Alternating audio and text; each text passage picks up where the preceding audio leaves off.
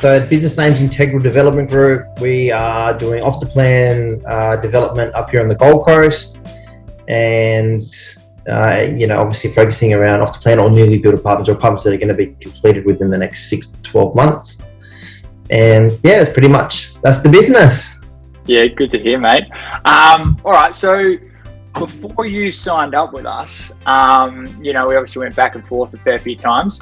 What were you worried about, and ultimately what gave you the confidence to go, bugger it, we're going to give this a go? Oh, I guess the fear of unknown, I guess, was what was, I didn't know what to expect. I didn't know what, the quality of the leads were, and just overthinking it, I think, in the end.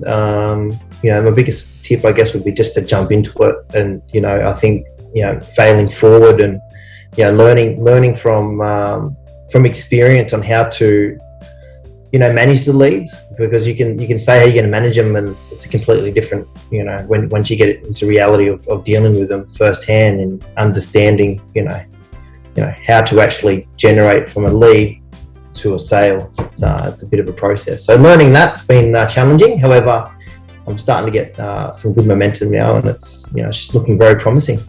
Yeah, absolutely. Loving the way you work in the system, and I'd like to dig in a little bit on that in a sec. I guess just in terms of the numbers, so we've been going, we must be in the 5th or 6th week now.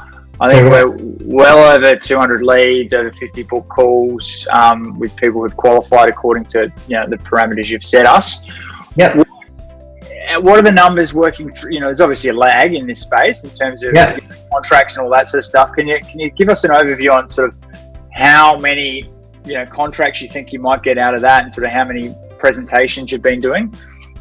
Okay, so I think I've got one sale that's already gone unconditional. That went unconditional last week, so that's all good to go. I've got another EOI on a property I'm looking at finalising the contract this Friday, and I've got another guy I'm meeting tomorrow on site that's looking very good to lodge an EOI and secure another apartment. But in saying that, I've also got probably around about 15 leads that I'm going back and forth with on any opportunities that does come available, and I'm pretty confident there's at least another 2 or 3 deals in there at least.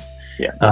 And then, like, if you zoom out, let's go 6 months down the track, once the clients realise that their wish list and the reality list don't quite align, I think they're going to have a lot of those will be able to be converted as well. So, if I say it, excuse my French, it's BS, but if they say it, it's true. So, you just got to let them get that experience to realise that.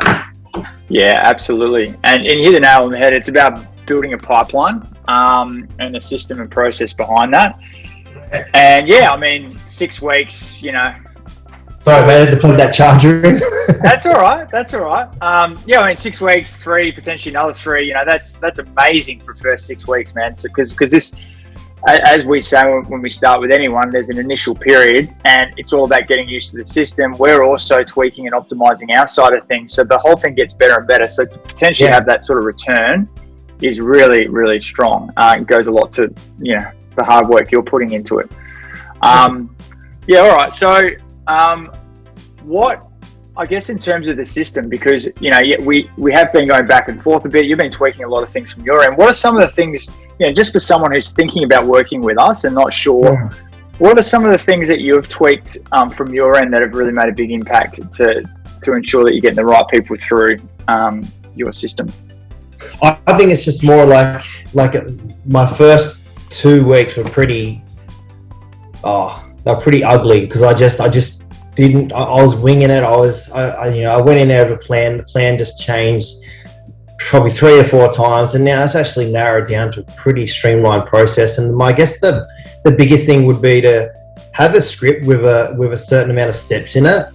It don't have to say word for word, obviously, but just get those steps out and iron out those objections, or find if they're a shopper or not. And even if they are a shopper is actually not a bad thing, because I'm actually working on a shopper now who's probably going to turn into a deal. So just understanding your client, I guess, and put them in I'm putting them in different categories. The good thing about the CRM is you can customize it to suit your sales process. So, and this stuff doesn't happen instantly.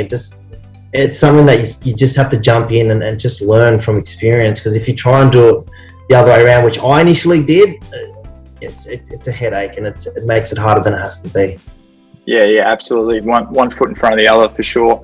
And good thing, the thing about the shoppers is interesting because you had a couple, was it 2 that went around behind your back and went directly to the developer? Yeah. Talk us through that and tell us how you've maybe changed what you do to potentially stop that happening again.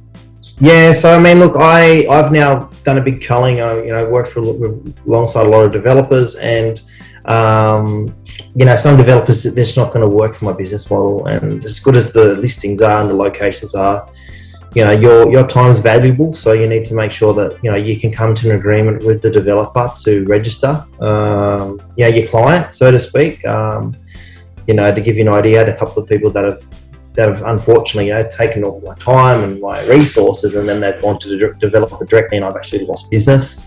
2 deals when I first started, and that hurt a little bit. But in saying that, it's a positive, because it won't happen again, because now I've made changes within the business and within the people that I'm doing business with, and now I've got agreements. I'm only working with developers that are prepared to allow me to register my clients, because otherwise I'll just go to another developer, and you just got to back yourself enough to have that approach, because if you don't, you're going to get eaten alive. You're just going to get eaten alive. It's just the reality of it. It's a dog-eat-dog market, especially at the moment. Developers have a lot of cards, and but we've got choice as well. So that's a really added point. Man, so you'd have 5 sales in 5 or 6 weeks. That's insane. So talk to me about some of the things, now you're using our system, some of the things that you're like, wow, that's really awesome, that you didn't really understand or appreciate before you started working with us. I think the thing now that I appreciate the most is that when you do get someone on the phone, I mean, obviously you can have shoppers and whatnot, but that's just up to you to work out your own sales process on how you can identify those and how you're going to manage them. And everyone's going to be different, whether you want to put your time resource into that or not. I suggest you do. But the thing that I'm finding that I'm really liking is that I know that once I get them on the phone, they actually want to speak to me, and they actually want to listen to what I've got to say. It's just a different dynamic. So I think, digital pipeline is really good at getting them to that spot, and then the rest is up to you, to move them onto the next phase. So, that having that peace of mind when I do see a lead come through and it's booked, I just feel good. I'm just like, okay, well, there's an opportunity there, as opposed to, it's just another lead. So, they're doing a great job. Yeah, they're almost double opting in, because obviously they're opting in at the start with the ad. They're saying, hey, I want to speak to Andre. And then we're obviously contacting them, talking to them. And then again, they're saying, yes, I want to do this. And yes, I qualify. So by the time they get to you, they've gone through 2 barriers, at which point, if they're really not interested, you're obviously going to get a few people coming through, but they would have dropped off, right? So it does create some filters, and you're not chasing them, they're chasing you is the dynamic we want to set up. Awesome. So for someone who's sitting on the fence, shouldn't I do something with the digital pipeline? Have you got anything, any last words of wisdom to add to that? Just don't overthink it. Like, jump in there, and you do yourself more damage by procrastinating, because you think you know the game, but until you jump in there and start going through the failures and learning from those, and then getting some type of policy and procedures in place, and you can understand how to manage it. And it really is a great formula. I'm actually really happy with it all in all, and I've only been doing it for 6 weeks, so I can imagine another 6 weeks how it's going to be. So it's a great system. Thank you, Andre. Mate, we love working with you, and can't wait to see what's ahead. So thanks again for your time. No worries. All the best.